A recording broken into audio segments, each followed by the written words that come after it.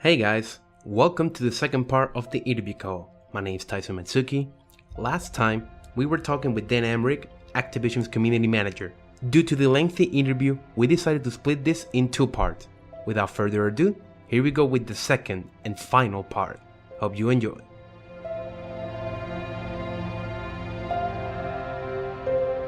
Maybe the interview had a different focus. I would use this question to use a segue into another, but I'm gonna keep it strictly biographical. Let's jump on to Future then. So you got the offer from Future, and GamePro didn't want you as a team, so you left. Are you at liberty to disclose what kind of projects you work where? Oh yeah. Future? For the first year, I was in a division called Future Plus, right? That was what they called their custom publishing. And we were working with a great guy, and he had a lot of contacts at Microsoft. So they were doing a lot of stuff for Microsoft. The first thing that I did was Kat and I built a brochure that would go out to retailers about the then secret Xbox 360. Mm-hmm. So I wrote up all the copy. It was very marketing copy, kind of stuff. And I wasn't, to be completely honest, I wasn't very comfortable once I got into that job. I didn't like writing that way. I didn't like writing, and not being able to just express myself. Mm-hmm. But we did that. That was a really good brochure. I was really proud of that. We did some small magazines, kind of like combination newsletter, sales flyer booklet that got mailed out to people who were Xbox Live subscribers to talk to them about Xbox Live, called Power Up. Very few people have seen that. That was a very difficult project to do because the person that we were working with at Microsoft, I don't think they're there anymore, but she was very difficult. She would give us complete 180-degree different feedback every time we gave her. It's too busy, so we would strip out a lot of stuff and make it minimal. And she goes, "Where's all the screenshots?" Okay, so we put all the screenshots. It's too busy. Like it was that for months, and it was extremely frustrating. She is probably the worst person I've ever had to work for. Yeah, the kind of a person that they don't know what they want, or maybe I think that she was afraid that somebody was going to tell her that she had done the wrong thing. So she was one of those people that didn't want to take responsibility for anything. Yet if it wasn't what she wanted, then she could always blame it on us. On the other hand, we did a really cool project called SOE Worlds, which is a one-shot magazine that Sony Online Entertainment paid for as a sponsored project, and it was a full magazine, like 120 pages, something like that. It was about EverQuest and PlanetSide and Star Wars Galaxies, and that was sort of their attempt to say, "Hey, don't go to World of Warcraft. Come back to EverQuest. Look at how much we appreciate you." And it was a gorgeous magazine. It was a really nice product all around. They gave us good interviews with people. We got to talk about everything from like stuff that never made it into PlanetSide, like abandoned concept art for creatures that didn't make it into the game, which I thought was a really cool article, through like how to survive this dungeon in EverQuest, and here's some more on the lore of the world of EverQuest 2, and then even like some PSP, like the Untold Legends, which was a tie-in to the EverQuest lore in a way. So that was pretty cool. But ultimately, yeah, it got frustrating, and they ultimately said, "Okay, this is not making us enough money. We're going to let you both go." Mm-hmm. So I was able to transition over to GamesRadar, which had not been publicly announced or anything. It was a UK website, but they were going to expand it to the US. So I was employee number 2 mm-hmm. on that. And Kat went over to a magazine called Scrapbook Answers, believe it or not. She's not a scrapbooker, but there you go.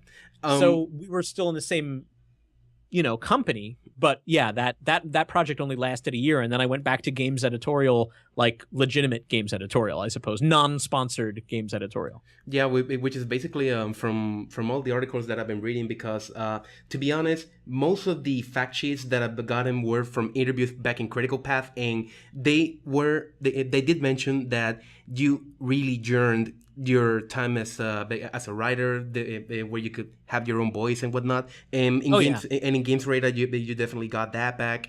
But what I want to know about, at least the time on GamesRadar, and I think I'm gonna segue here a question from Critical Path, which I have more up front, but I'm gonna put it here. were you ever aware, being second employee? I'm pretty sure. I'm sure that you have access somewhat to the managerial decisions. How did GamesRadar got an interest in the U.S. market? Well, at that point, Future had launched 2 websites before, right? They started with a little site you may have heard of called IGN. IGN started as the Imagine Games Network because Future is a UK company, but its American arm was called Imagine Publishing. Okay. Over time, they changed that to Future US. But when IGN got to be something that was a little unwieldy for Imagine, they sold it. Then they regretted that. And as Future, they decided to start a second gaming website as a daily destination called Daily Radar. Because in Future UK, they have Music Radar and, all these other things that end with radar. So they figured, okay, well, we learned from IGN. We probably shouldn't let that go. So let's do Daily Radar. And Daily Radar started, at the right time when people were really interested in having, personality as part of their coverage. And they played that personality thing to the hilt. But once again, Future got cold feet and they wound up shutting down Daily Radar because it didn't meet whatever business goals or whatever. So GamesRadar was very much seen as like, okay, third time's a charm. They looked at the competitive landscape and they said, we don't have an online component and online is really not going away. And if we had stuck with the earlier ones, there was no way for us to know it, but we'd probably be in a better place. So we need to have some sort of online component. And they've got GamesRadar in the UK and it's successful. So why don't we just expand that over here and we get a staff to do the US side of that and we'll work together with the UK team and there you go. So it's still like today, basically.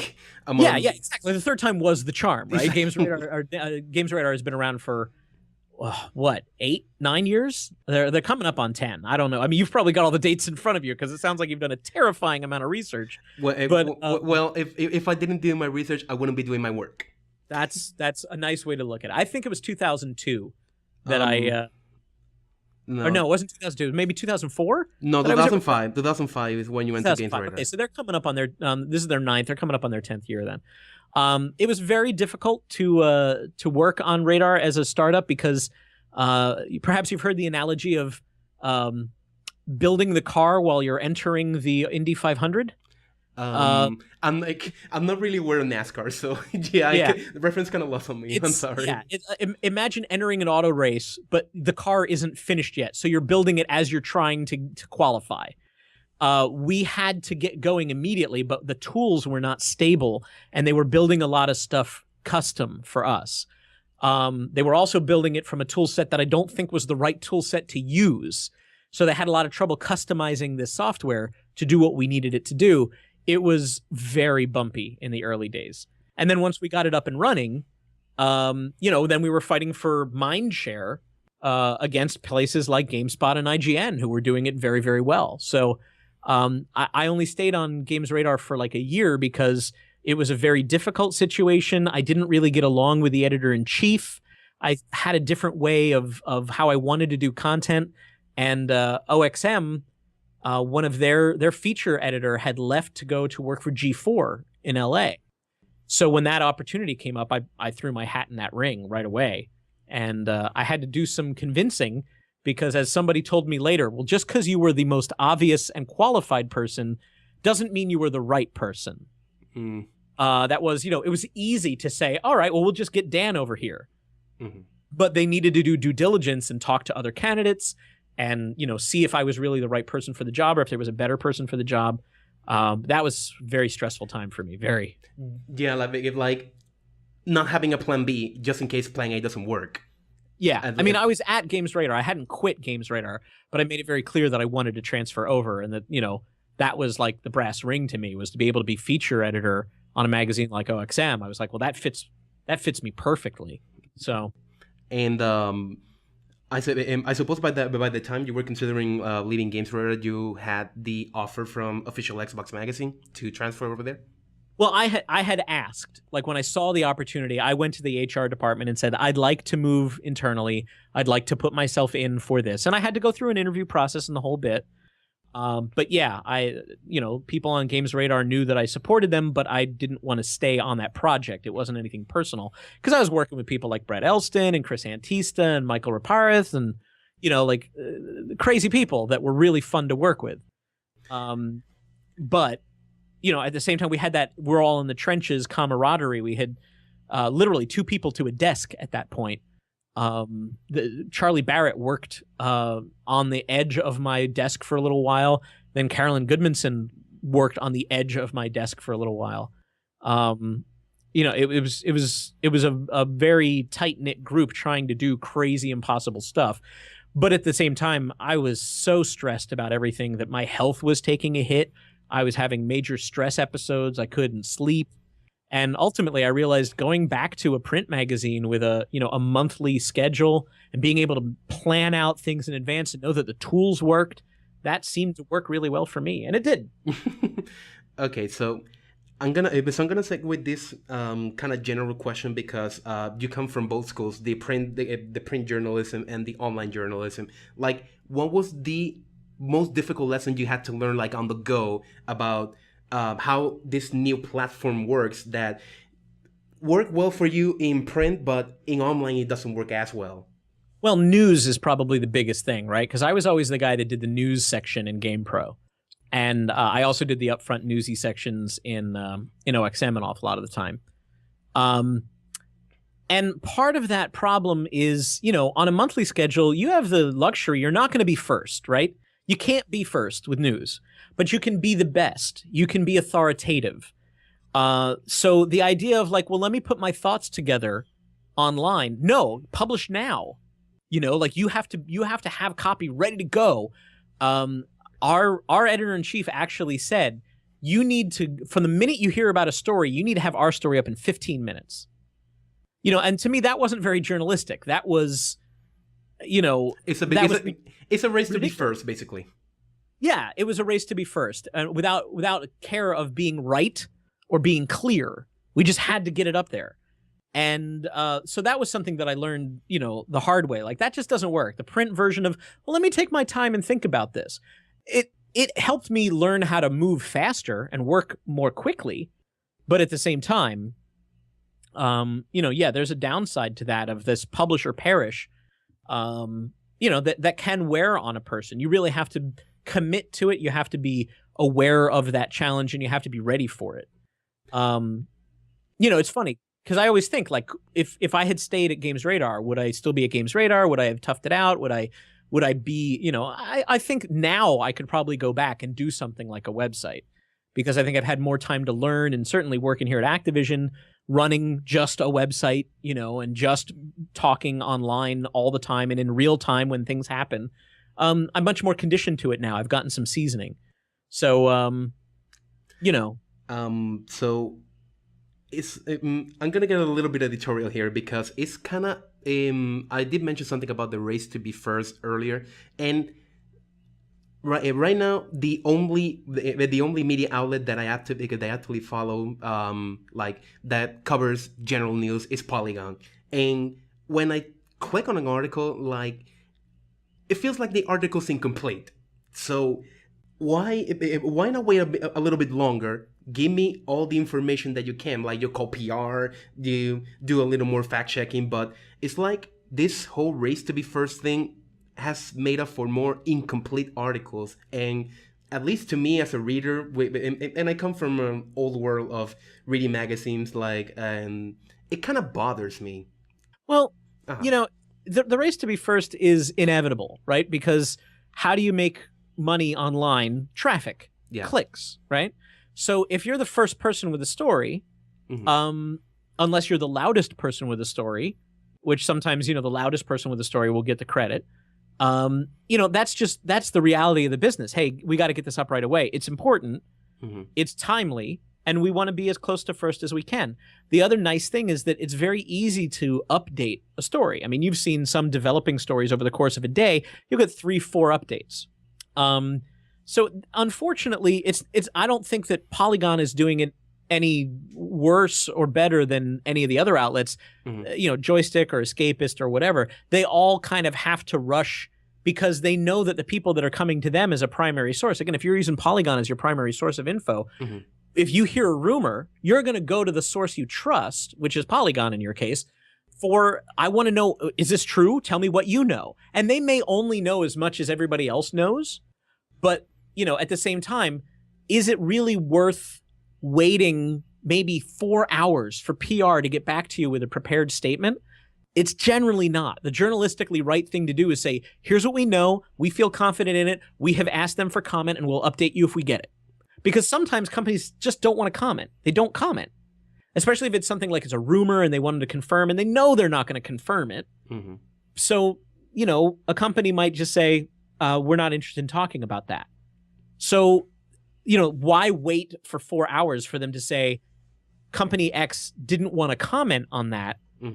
Give them the benefit of the doubt that they're probably not going to come back to you with anything significant that's going to change your story and say, we've reached out to company X for comment. So that's just the reality of news online, because at least they're not rumor mongering, because the worst is if you find out from Twitter something that's not true. But if Polygon can put up a note that says, here's what we know, we've confirmed the following facts, they're giving you all the news that they know as soon as they know it. That's the flip side. Yeah, it's not always as satisfying. It doesn't give you enough to really process it or understand what it means to you. How is this breaking news going to change my life? Does this change what I buy? Is this going to change how I spend my time? You can't make those decisions all the time with breaking news stories, but they still have to break that news, so they start covering that thing so that they look, hey, we live in your world. We're aware of what's going on around. We heard that rumor too, or we've gotten this confirmation from this company. We don't have any more information. The Tony Hawk thing is a perfect thing, right?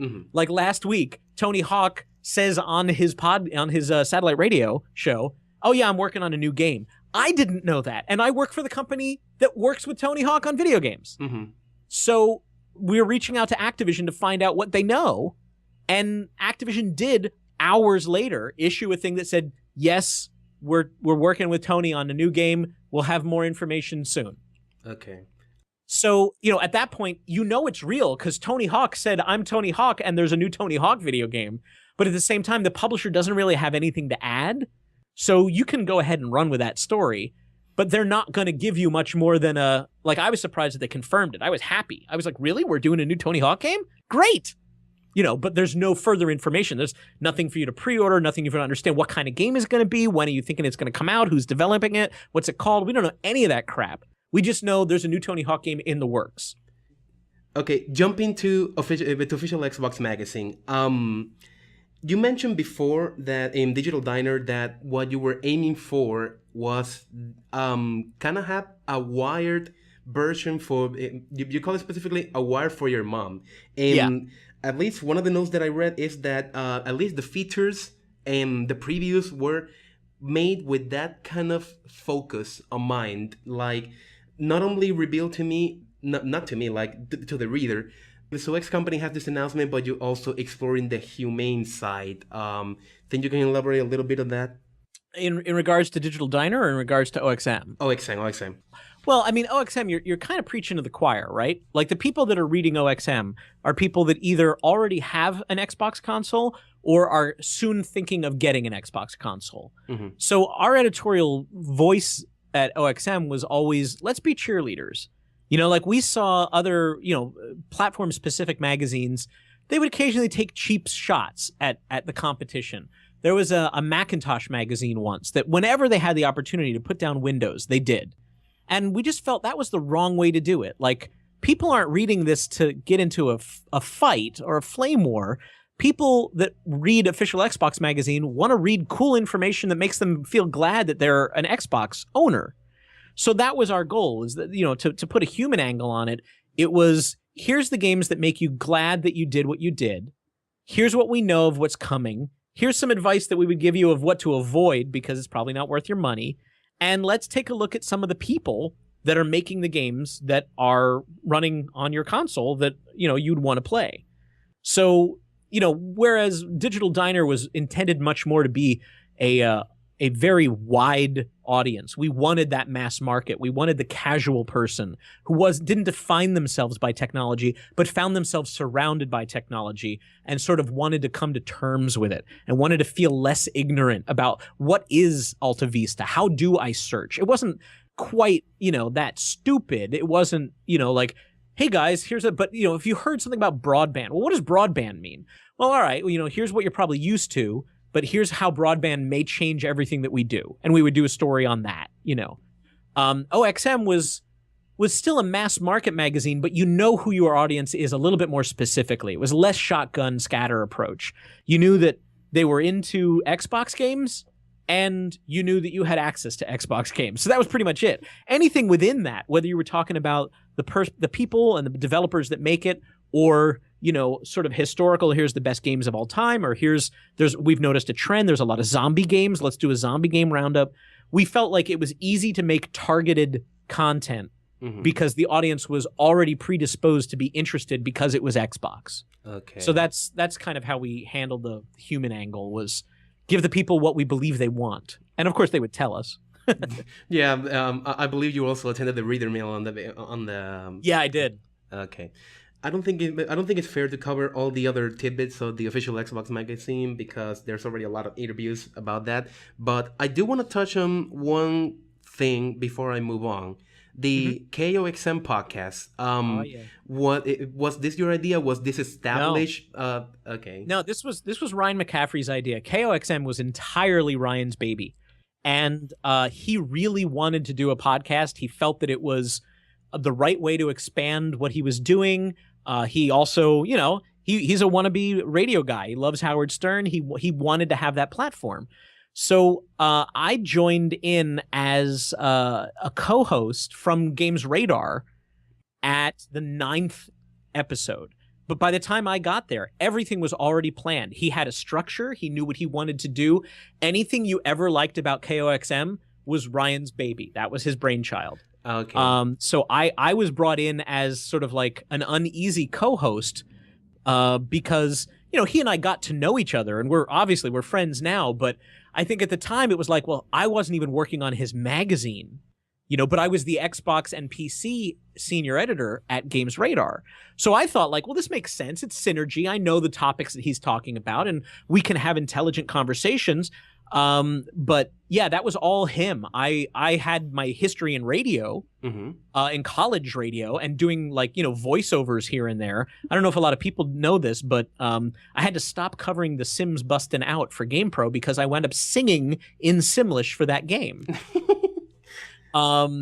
So I had done some radio stuff, and it just made me, nobody else, a lot of people that are in it's kind of funny because if you look at IGN, you see people that are leveraging their personality. And I think that's fine, as long as you can balance it. And the guys at IGN generally do.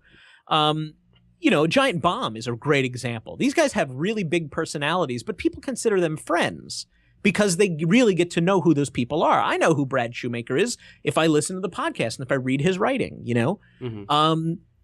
So a lot of the other editors at the time were kind of shy, they didn't enjoy doing that kind of outreach. Fran is a great person and I love her to death, but she doesn't really enjoy the spotlight at all. She prefers to sit there and write and run the magazine. And Paul Kurthoys and Corey Cohen were there at the same time. They were the same way. So I kind of became like well, if you can't get anybody on OXM, I freelance for you guys all the time. I'm writing for OXM as a freelancer. I'll do it with you. So that was all to Ryan's credit. Anything you like. Yeah, because I am aware the backlog of KOXM isn't that big. Like when I went all the way back, I think the most I was able to get was like episode 120. Oh, wow. Well, you know what? We had some server problems there for a while. Ryan had an archive of all of the old shows that he had built so that people could go back. If you only listen to one show, do episode 50 and 51. Yeah. Because that's a show over two episodes. It was our award show. And Ryan went crazy. He wrote award show banter. He got the composer of Oblivion to write original music for us, award show music, because we had given him an award Mm-hmm. for Best Music of the Year. And then we told him, we're like, hey, we'd like you to do an acceptance speech. And Jeremy Soule was the guy. And he said, oh, that sounds really fun. Hey, do you guys want me to make you some music? And we're like, are you kidding me? You know, but to him, it was fun. He's like, well, I've got some new equipment that I'm trying to learn how to use. This would be a great project for me. So he went ahead and wrote us like this beautiful gala theme, you know, this beautiful deluxe theme of like, hey, yes, tonight is the thing. And then our podcast producer, his dad had a really resonant voice and he had done some voiceover work. So he was our announcer. And then Ryan and I are the hosts and we're doing dumb jokes. And we had people call in and give acceptance speeches. That's definitely something I want to listen. But it is worth finding. If I can find it, I'll just make it available. But yes, please do. It was by far the best show we ever did, and we even said like, I don't know how we can do better than that. But it might still be up there somewhere in an archive on OXM's website. But yeah, that was really I was glad to be part of that, and you know I was willing to argue with Ryan, and I think that made it interesting, as I was always ready to play devil's advocate for the sake of a discussion, and it never got nasty or personal. We were able to just argue, and I think it made it very engaging for people to hear, because then they felt like their views were inevitably represented. Either you're pro or con, you know, whatever. So okay, so it's basically like having a like a debate type of debate format. Yeah, okay. Yeah. When we did the news, oftentimes just to create a debate, whether I agreed with my own point or not, I would argue with whatever Ryan felt. yeah, and that's part of the dynamic. At least from the one show that I did manage to hear, there was that dynamic, and I believe that as Activision's community manager, you went back to the OXM podcast, but talking about Activision's product, right? Yeah, I did do I guess it was the 200th show or 250th show. There was some milestone show where Ryan asked me if I would come back, and I was like, sure, you know, I'll do the whole thing. But I had not been gone for very long at that point. Okay. So yeah, that was again, it's fun. I haven't been on Ryan's show since he's been doing one at IGN. But I think the format is just different. So, but actually, the OneSource podcast that I do now is basically the same format. It's only a slightly modified format from what Ryan did, because frankly, I think that worked really well. Yeah. And I was like, well, why reinvent the wheel? Like, I think the problem that a lot of podcasts have is that they don't have that structure. And what you get is like three people sitting around going, I don't know, what do you want to talk about? But Ryan realized that the trick was to say, we're going to start with A, we're going to move on to B, we're going to talk about C, then every week we do D, and then we're out with E. And like he had segments, and we could change those, but having a structured, segmented show really helped. And I think that it gives people, it's like watching a late night TV show, right? You know, it's going to open with a monologue, then Letterman's going to do a top 10 list, then you're going to have two guests, and then you're going to have a musical act, and then you're done. Okay. You know, and that's comfortable. So I think it makes a lot of sense to do the same thing in podcasting. Let's go to Critical Path. And all right. Okay, so there was one detail that struck me. The fact that Critical Path has been, as a concept, it has been 8 years in the making. Like, yeah. And I wanted to talk, and I wanted to ask about the more technical details, like how many drafts Critical Path had, copy editor, sure. And, yeah, Critical Path was born out of people asking me when I was at GamePro, how do I get your job? I want to review video games for a living. Honestly, a lot of these were coming from like 11 and 12-year-old kids, because it's around 11 and 12, 13 that your parents start going, you know, one day you'll get a job. What do you want to do? Mm-hmm. And you go, I want to play video games all day. So people would ask me all the time, I really want to know how to do your job. How can I test video games? And I would get letters from parents that would say, my son wants to test video games the way that you test video games. I'm like, video game testing is actually, you know, a completely different thing, but well, okay, I get it. So I wanted to answer, you know, I had written a small booklet that came free with the newsstand copy. What they used to do for newsstand magazines is if you were a subscriber, you saved money, but if you were buying at the newsstand, you would actually get extra little booklets or something like that. And one of those was how to get a job at GamePro. Basically, I finally just distilled some of my advice and said, you know, you need to really learn grammar. You need to work with other people so that they can critique your work, and you know, just some basic stuff on how to get a job at GamePro. So this little booklet had, you know, I did the writing part of it, but then I went over to the art department and and the design department and the production department, and sort of, you know, got everybody's take on what it would take to get their job. So when I left GamePro and I went to Future for that custom publishing job, it felt really awkward. I very quickly felt like, you know, I didn't have my voice anymore, right? Like I had built up 8 or 9 or 10 years at that point of a career that now I wasn't doing because I wasn't really speaking honestly and on, you know, for myself. And I thought, well, the way to sort of get back to doing that is to, now that I'm not in the editorial world anymore as I knew it, I'll go back and I'll structure this again. And so that's when I wrote. 2003 is when I started drafting out. 2003, 2004, I guess. 2004 is what I got. Yeah. I had my first draft of sort of like, here's the vague outline. And because I was so frustrated with what I was doing during the day, I would write it at night because I felt like this is what I should be doing. While I was doing this, I was still, you know, freelancing for OXM a little bit, working on some other stuff, but I wasn't really doing full time. So not doing it full time gave me some of the perspective to go, okay, what about this? And then, of course, I wound up going to GamesRadar and then to OXM, and I hadn't finished the book at that point. But I kind of, it's no fun to do your job at home and then at work and then at home. So I just didn't want to write about games, you know, every waking moment. So it didn't have a lot of structured drafts. I remember doing a full edit once I had put together, it was either the full first draft or a full edit of the first draft when I went to see Kat's parents in upstate New York for a week. We stayed with them for a week, and I sat out on their porch with a laptop and sat there and just edited and wrote the book. Because I tend to get bored easily when I'm not around technology, and they live up, like, you know, they live out in a rural area. They live on a small farm. So I'm like, oh man, now they're technological people. They're big Mac fans, and they've got a satellite dish and the whole bit.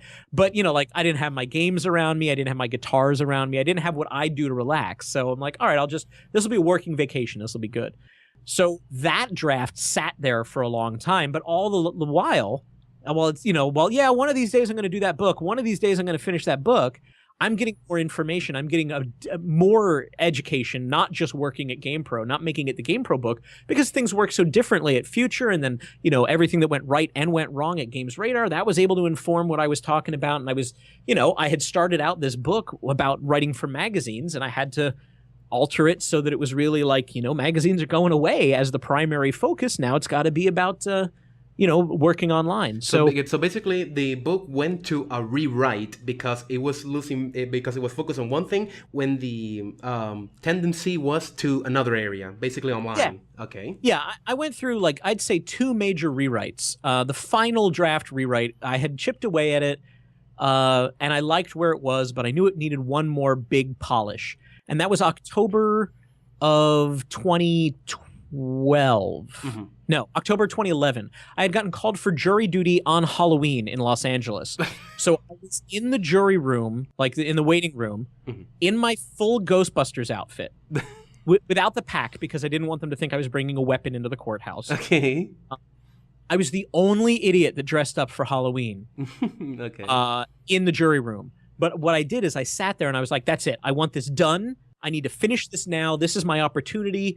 I have nothing better to do. I will sit here and I will work on this. I'm not going to watch daytime TV all day. I'm not going to read a book. I'm going to write a book. So I sat there with my laptop and I just worked all day, and I had that draft done. I called Pete Babb, who was a friend of mine from GamePro. He was the copy editor for GamePro, and so I hired him to do a copy edit of the book because you need to have another person's eye.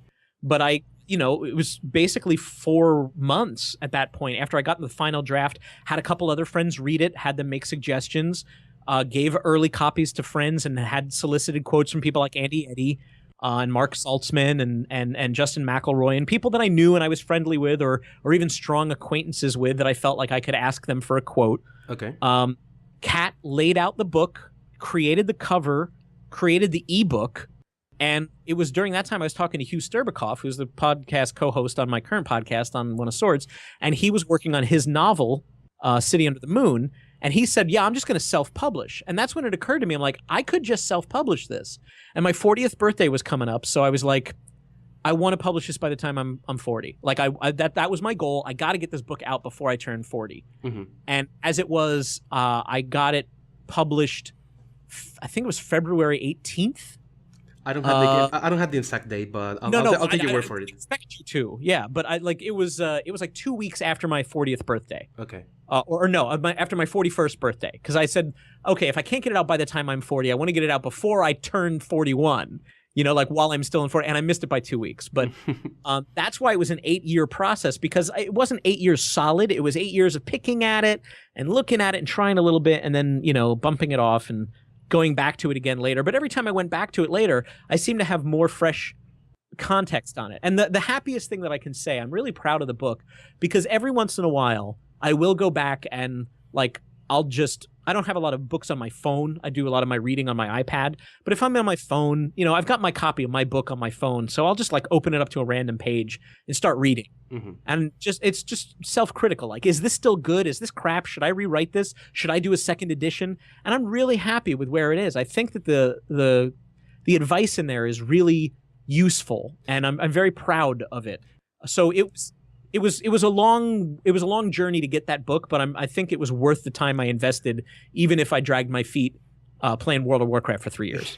At least myself, I found the advice to be so good. I personally recommended it to a friend that he wants to get into the gig of video game writing. I myself own the Dead Tree edition, like you call it. But I'm kind of old-fashioned. I can't get used to reading books digitally, but that's just me. And you're not alone, because I'll tell you right now that the numbers of this, the book has found its audience. It's not like I'm not Stephen King, you know what I mean? Like, I'm not selling huge crap tons of this book, but the ratio of print to digital is 2 to 1. Okay. Because a lot of people, I thought it was going to be 10 to 1. More people are getting it on Kindle because it's cheaper, I think. But a surprising number of people, for every 2 digital copies sold, I've sold 1 paperback. And I think I haven't done the numbers in a while, but that may have even snuck up. It may be even shorter a gap, because people really seem to like this book as a reference book, because the chapters are small. So they go, oh, wait, I read something about that in Critical Path. Where is that? And they can look at the table of contents and pick it up off the shelf and easily flip to a page. So I'm very happy about that. But yeah, a lot of people prefer it in paperback. And it also came at a time when I'm trying to get back into reading. I'm not like a natural reader of the sorts, sure. But at least myself, I got my bachelor's. I'm a radio graduate. Like, I didn't bought this book because I'm looking to get into the industry, but then something about it hit me that I like your writing style. I would and I'm kind of making it public right now that yes, the book is worth a read if you enjoy Dan's tone of writing, or you're just looking for some solid advice on how to get into the games industry side of writing. Definitely get Critical Path. Definitely. I really wanted it to be something that if you weren't looking for that job, but you just were curious to know about what that job is or how people do it, I wanted it to be an entertaining read and not just a textbook. I had a dream that this would be a textbook for a college course on writing, but I wanted it to be full of just enough anecdotes and a very conversational tone, but very, very honest with people that are thinking of going into it, because it's not easy. Yes, indeed. Excuse me, and I really wanted people to know that. But I'm glad to hear that it was an entertaining read in and of itself, because that was what I was hoping, but I didn't really know if I had engineered that or not. Yeah, at least I found it entertaining. Like, and I repeat, I am not looking to get into this business, but I bought it for the writing tone, and I thoroughly enjoyed it. I read it I read it 2 times, and I think I'm due for a 3rd reread of the book. But that's just about it. Well, if you find any more typos, let me know, because I found a few. There are typos in there, and I have a copy at home with flags, Post-it notes in it, so that if I ever get the chance to go back and fix all those things, I'll know where they are, and I will take care of all those. Because, 3 people did full, exhaustive reads of this book, okay, and typos still made it through. Nature of the beast. Yeah. Go to Activision. This is a question I wanted to make in the beginning, but I missed my chance, because that would shape the introduction. Would you, like yourself, Do you consider OneSource a media outlet or a character representing a specific purpose within the company? I have always seen it as a media outlet, and that was maybe not how everybody else saw it, but my goal was that it was the official blog, right? Like, it's a media outlet. I operate like a media outlet, and I've actually asked people to treat me like a media outlet. I don't need exclusive information, but I want to be there. If you're going to have an editor's day, if you're going to invite everybody from all the media outlets, I should be there too. And that, that does work if you can get everybody to remember that you are to be treated that way. It's at the same time, I'm not an independent media outlet. I'm clearly a biased media outlet. I actually, in the early days, I had trouble sort of handling that. And I asked a friend that works at a traditional media outlet. I said, do you guys consider me a source? Would you quote me? They're like, should we quote you? You really define that. Are you speaking for yourself as a blogger within Activision, or are you speaking as a mouthpiece of Activision? Because the difference is whether or not we quote you. Mm-hmm. And it seems like you want it to be both ways. You both want to have your own stuff when it's convenient, but then when you break news, then you want us to look to you as a source. And that was the tough love that I needed, honestly. I needed somebody to tell me how I was being seen. So I decided, okay, then I'm going to be my own voice. I'm not going to be the official voice of Activision, but that means that I'm going to work more like media. That means I'm going to ask you for interviews with developers. I'm going to ask you, because nobody's coming to me and saying, can we get this guy on your podcast? I'm always saying, like, I'd like to have so-and-so on the podcast within the next 3 weeks. But obviously my schedule is a little bit more flexible than other people's. And, if a developer is going to be in the office for another meeting, then that's when I say, hey, if so-and-so has some time on Thursday, have them stop by. I just need 20 minutes, So I see it as a media outlet. I'm sure other people just see it as straight up propaganda. Yeah, I'm sorry to interrupt, but there is something that I did read while in the research stage that kind of bothered me. The fact that, at least on the Giant Bomb website wiki, you were being referenced as a corporate blogger, and I did read your fact, and I'm like, can I really call Dan Amrich a corporate blogger? Yeah, I've seen that description too, because I don't operate like a corporate blogger. I try to operate like traditional media, but within a corporate environment. But the truth is, Activision pays me to blog. I am a corporate blogger. And I don't see that as an insult so much as a specificity. Like, they need to know, Giant Bomb are not corporate bloggers. They're independent bloggers. They're media. But I'm not media, and I'm not independent, even though I operate and I want to be treated internally like independent media. I do not expect anybody on the outside to see me as anything but a corporate blogger. The best I can hope for is that they see me as an honest corporate blogger, as an open-minded corporate blogger, as somebody who wants to have a two-way conversation as that corporate blogger. But yeah, I wouldn't be upset I mean, the truth is, OneSource, the domain, the website, the servers, everything is owned by Activision. I am allowed to have the editorial freedom to say things the way I want to say, but ultimately it's Activision's project. It's Activision's brand. There's Skylanders and there's Call of Duty and there's OneSource. It's their IP. Okay. Is the approach you take to OneSource as a media outlet mostly based on you being aware how the general public reception toward Activision is? Oh, sure. Yeah. I mean, my goal when I got here was, again, I like reporting on the human stories, right? Like I like when I was at OXM, I wanted to do features about the developers. I wanted to go meet them. I wanted to explain who they were. I wanted to interview them and give people some of the human insight. This person is just like you, except they have a cooler job and they have, that kind of stuff. So when it came to Activision, yeah, when I got here, January 2010, Activision is like the devil to some people, like it's just the worst possible thing they could think of. And the CEO, Bobby Kotick, had said a lot of things that were controversial, people didn't agree with. Some of it, frankly, was just taken out of context, but that doesn't matter, right? Like, it's what people believe. Perception is reality. So, I came in and, yeah, absolutely, I'm writing what is in the company's best interest, but I'm also writing it through the lens of I know what's being said about Activision.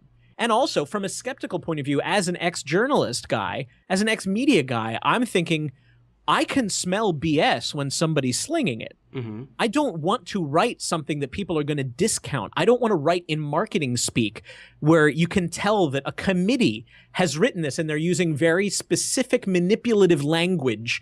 And, you know, they don't talk about games, they talk about interactive experiences. You know, I try not to use that kind of word, that kind of language. So I'm trying to write a very honest blog in all regards. It's honestly me as a person. This is me expressing it, but I'm going to be honest with you that this is where I work and who pays my bills. So I'm not expecting independence. You know, I'm not expecting the full credibility or trust that a standard outlet does. But absolutely, what I write on One of Swords is also taking into account what I have either heard people say or what I believe are going to be the worst possible assumptions that they will make. You know, when I write something about, say, the micro DLC stuff, like the, what are they called? The customization items, personalization packs and weapon camos and stuff like that. I know that there's a section of the audience that's just going to scream and say, you're nickel and diming us to death. You're just trying to soak us for money. All you guys care about is money. And, you know, I'm not going to tell them, well, you're wrong about that. Mm-hmm. But I can also point to, well, look, this was really successful. Take a look at any server on Black Ops 2. See how many people are using those custom camos in a game. They're popular. People like those. People want those. You personally may not want them, and that's okay. But it's not really fair to say it's just a wicked cash grab if people are like, what's the next camos that are coming out? I loved the last batch. I bought 2 of them. I didn't buy all 4. I bought what I wanted. It's like, yeah, I'm aware of what people are saying. And there's a certain part of One of Swords that is sort of like, well, let me give you the other side of the story, the biased side of the story, while still acknowledging that your side of the story is also true. I'm never, ever going to use One of Swords to say, well, you're wrong, because I said we were, you know, because this is what it's supposed to be. Absolutely not. So yeah, I'm absolutely aware of what people are saying about Activision when I write on behalf of Activision. But I'm still trying to make it very relatable. I'm using the opportunity to ask, and then how was the position molded? Like, Activision had you specifically in mind, and what was Activision going for when they were like crafting the position that you now have? Well, I left OXM to go to World of Warcraft Official Magazine, and I was going back into custom publishing, and 2 days after, like, I was moving my desk to a different part of the office to go work on WoW, and I had gotten a phone call from somebody at E3. Mm-hmm. One of the reasons I wanted to leave OXM was because there was somebody, it wasn't Fran, there was somebody higher up in the organization who was kind of nickel and diming us. I'm very proud to have gone to every E3 all the time. I've been there since 1995. They said, we're not sending you to E3 this year. I said, well, that's nonsense. I've already got my badge and everything. They're like, no, we're not paying for you to go. We don't need everybody to go. And I'm like, I have never missed an E3. So I paid for myself to go down to E3, and I saw the games I wanted to see. And part of that meeting was I stopped by Activision to see their stuff. And they said, do you want to come back and have lunch? Because I had a lot of friends there. And I was like, oh, sure, if you've got free food. They're like, yeah, come on back, have some food. So I sat there and I said, you know, if you guys need a Guitar Hero community manager, that's something that I would be interested in because I really like that franchise. And they're like, huh. So a couple of months later, I got a phone call. They said, we're thinking of building a new position that's sort of like Major Nelson, but for Activision. And we have a short list of people that we'd like to talk to first, and you're on that list. I was by far not the only person. But I had just moved my desk, you know, so I said, you know that I just got the job. I just became editor-in-chief for the first time in 15 years. I just got this job. They're like, yeah, I know, but, you know, consider it. So over the next 4 months, we talked, and the more I heard, the more I liked. So I wound up doing a full, you know, I had to fly down to LA to do some secret interviews. I had to meet with 4 senior vice presidents of the company. Oh, wow. It was incredibly stressful. But that's what it was. And the idea was we need somebody who is the voice of the people to us, but can also be the voice of Activision to the people. It was very clear it needed to be a two-way street. There are going to be times that we'll have information that we want you to get out, like we've got new games coming out, or we've got new DLC content, or we've got camos or whatever.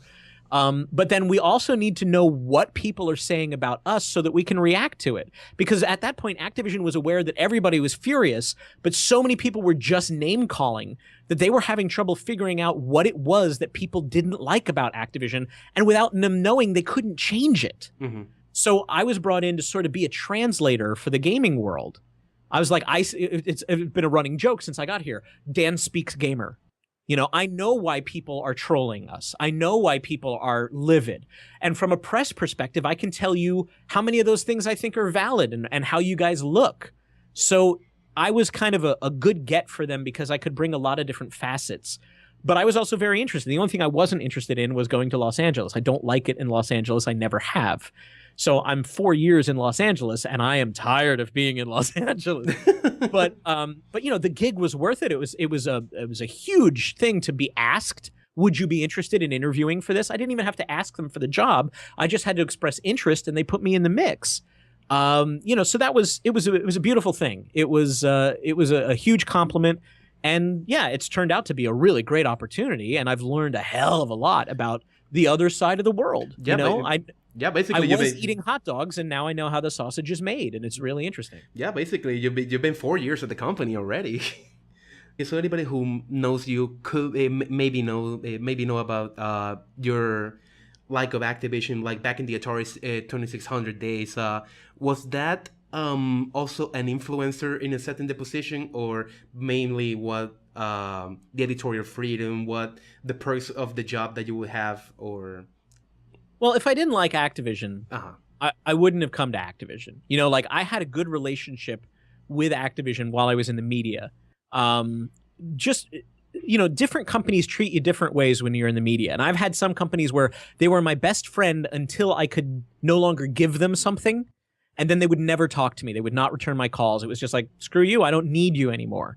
When I left GamePro, Activision was one of the only companies that still stayed in touch with me socially because we were friends. Even though we represent different interests, you can still be friends with people. And so that meant something to me. And of course, I do have a lot of nostalgia for the early 2600 days. I've always said Pitfall was the very first game that I bought with my own money. I think we can all probably remember the first album or the first movie or the first, game that we bought with our own money because it was something special to us. Yes. And I still have that Pitfall cartridge. I have the same exact cartridge. So it was more of I had a lot of respect for the people that worked there, and I felt like I had friends there. And so I wanted to go work for a company where I would be accepted right away. Sometimes you go to a new job and you're the new guy and it's awkward. It was less awkward because I was a known quantity. I had worked with these people at a different place for something like 10 years, and some of the people 15. One of the senior VPs that I interviewed with, I had known her from when I started out in 95, 96. I had started writing professionally in 93, but I had been working with her since 95 or 96. So that was kind of like an easy interview, The biggest draw for me was the editorial freedom, was being told that if you're not authentic, this doesn't work. That exact phrase was used during my interview process. If I wasn't myself in how I was writing, I was afraid that I was going to have people coming in and saying, no, you can't use that word. No, this has to be sculpted. No, this has to be changed. No, we wouldn't use that phrase. I said, no. I need to be able to just write my way. The reason you want me is because I have that authentic voice. If you want my audience to still listen to me, I need to be able to have that editorial freedom. And they totally agreed. In fact, I almost talked myself out of it. One of the guys during the interviews, he said, do you have any questions for me? They always do that at the end of the interview. Yes. I said, yeah, how do you sell out? And he said, what?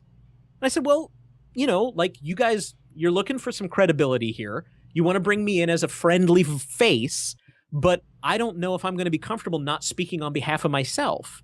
And he said, oh, no. If you don't do that, this doesn't work. And in fact, we're going to have to protect you from other people in the building.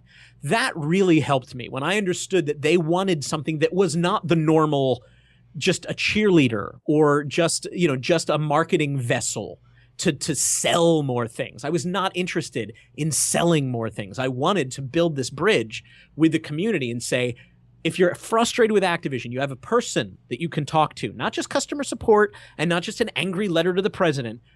Tell me what's on your mind. Let me see if I can help offer some context or get you some of the answers that you're looking for. So that, combined with the editorial freedom to actually cover Activision games the way that an Activision fan blog would, right? Like, there's fighting game blogs out there, and there's, id Software blogs, and there's Call of Duty blogs, but nobody was doing an Activision blog. Mm-hmm. So, So you basically came in to fill that spot.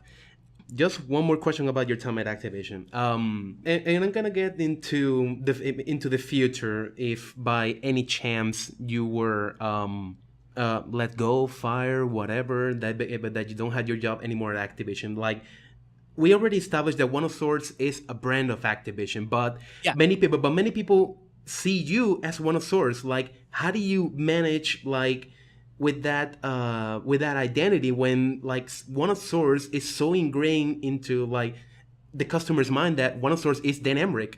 Well, part of it is because I've chosen that as my personal nickname. They asked me to come up with a name that I felt comfortable representing myself, but that they could also use as a brand, because that was the insurance policy. Like, what if I don't work out? What if I turned out to be a maniac? What if I said things that made the company look bad? But they wanted to keep One of Swords. They always, it was set up with, well, you'll be One of Swords, but if this ever goes to a point where you don't want to be there, or we don't want you to be there, then that's got to be something that somebody else can take over. When you think about OXM, do you think about a specific person, or do you think about the magazine? When you think about IGN or Polygon, it's no one person. It's a platform. It's a brand. Mm-hmm. So the only thing that makes One of Swords weirder is because I have been so visible and so vocal. Nobody else has ever been part of One of Swords. So it's, after 4 years, it's hard for people to consider One of Swords is anything but Dan Amrich. But if I had the luxury of having 2 other people helping me write this site, One of Swords would suddenly no longer be Dan Amrich. It would be One of Swords. So in my mind, I've always considered I'm just the steward. I'm the bus driver, not the bus owner. Somebody else could drive this bus if they needed to. If I get hit by a bus, somebody else is going to have to drive this bus. So, yeah, I mean, I put a lot of myself in there, and that was the goal. It was the purpose was to make this a very relatable thing, to make it a very personal expression, because that lends credibility. If I can put my name on it, then I must be talking for real. So, that's what it is. It's hard. That's why One of Swords has its own Twitter account, and I have my own Twitter account under my name. When I want to talk about guitars or movies that I like or stuff that doesn't have anything to do with Activision information, I still keep my own social media presence there. But of course, I know that anything I say on my private site, on my personal site, is still going to, people will use it against Activision if they want to. So I don't really get my total freedom in this job, but I don't feel that I'm inseparable from One of Swords. I think that somebody else could come in and do One of Swords. If I screw up one day, or if I decide, hey, I've got a different opportunity, then that's a real possibility. So I'm certainly proud of what I've created, and they gave me the creative freedom to do what I wanted with the site. But at the same time, there's everything can be nobody is irreplaceable, Yes. And I'm proud to be known as One of Swords, but at the same time, if they want to make somebody else One of Swords, they'll make somebody else One of Swords. Yeah. So far, so good, though. Well, that was the last question. I really don't have time for any more. Thank you for your time, Dan. And one last question: can I get your job? Oh, do you want my job? Yes, I want your job. Which job? We've talked about 18 different jobs that I've had. I want all of them, all of the jobs. I want them. Sure. If you want to, we're going to have a deathmatch competition. Not in a video game, an actual, we're going to put people in pits with knives and punji sticks, and we're going to make it a blood sport to be the next One of Swords. Be 2 of Swords, but you have to, it's going to be like Battle Royale or the Hunger Games. That's how we're going to find the next Swords, right? And it's going to be actually fought with swords. I think that's just poetic. Wait, this is something taking out a gladiator or something. Yeah, something like that. Let's do it like that. Thanks, Dan. Thanks. Thanks for having me on. Yes. Thank you for being here. Like I said at the beginning, it's an honor. It's a thrill to get to have you on the show. And Well, maybe not in the best of instances, because after this interview, yes, I do plan to wrap the interview call up. Well, I'm honored to be your last guest. I'll take it as an ego boost. As well, I guess you can't get better than that. So let's just stop. So I'll just pat myself on the back for being the highest wattage guest and walk off into the sunset. And I won't take it as I killed that podcast so much as they can't do better than me, and we'll laugh about that. How's that? Yeah, I think that works too. Wow, that was a meaty interview. So, again, thanks to Dan Amrich for being on the show. Thank you so much for having me, man. I appreciate it. This has been Tyson Matsuki for the interview call, and with nothing more to say, signing out. Goodbye.